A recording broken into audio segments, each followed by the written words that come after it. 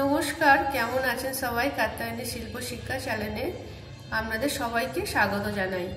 কাত্যায়নী শিল্প শিক্ষা ক্লাসে আমি তোমাদের জন্য নেক্সট ভিডিও নিয়ে চলে এসেছি। আমার স্কুলের মেয়েদের যেমন স্বনির্ভর করে নিজের পায়ে দাঁড় করাতে পেরেছি, তেমনই তোমাদেরও স্বনির্ভর করতে চাই।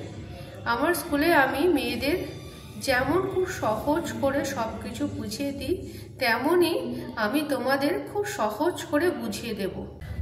আজ তোমাদের কিছু আমি মেশিনে সেলাই শেখাবো, যাতে করে তোমাদের মেশিনে হাতটা সেট হয়। দেখো, আমি কিছু ডিজাইন করে রেখেছি।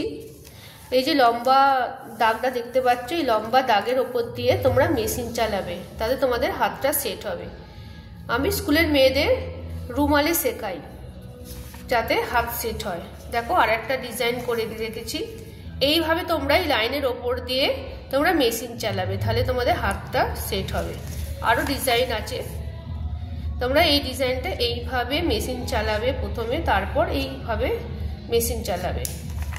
দেখো, একটা গোল ডিজাইন করা আছে। এই গোলটাও যখন সেলাই করবে, এই গোলের ভেতর থেকে বা এই বাইরে থেকেও গোল আস্তে আস্তে করবে, যাতে তোমাদের হাতটা সেট হয় এবং গোল ডিজাইন করতে সুবিধা হয়। দেখো, একটা চৌকো ডিজাইন করা আছে। এই চৌকো ডিজাইনটা করলে তোমরা ব্লাউজে চৌকো পিঠ বা জামা চৌকো গলা তোমরা করতে পারবে। এই ডিজাইনটা তোমাদের কোনা শেখাবে, কোন করতে শেখাবে। আরেকটা ডিজাইন দেওয়া আছে, দেখো, এটা চাপ সেলাই তোমাদের শেখাবে। এটা লম্বা লম্বা সেলাই নয়, এটা দেখো কাগজটাকে ভাঁজ করে বা ছিটটাকে তোমরা ভাঁজ করে এইভাবে সেলাই করবে। আবার যে হয়ে যাবে, আবার এইভাবে ভাঁজ করবে, ভাঁজ করে এর ওপর দিয়ে তোমরা সেলাইটা করবে। এটাকে চাপ সেলাই বলে। কোনো কিছু ডিজাইন করলে আমাদের চাপ সেলাইটা দিতে লাগে, গলায় বলো ডিজাইন করলে এই চাপ সেলাইটা দিতে লাগে, তার জন্য তোমাদের চাপ সেলাইটা শিখতে হবে। আচ্ছা, তোমরা এরপরও যদি না কিছু বুঝতে পারো, আমাকে কমেন্ট করে জানাবে।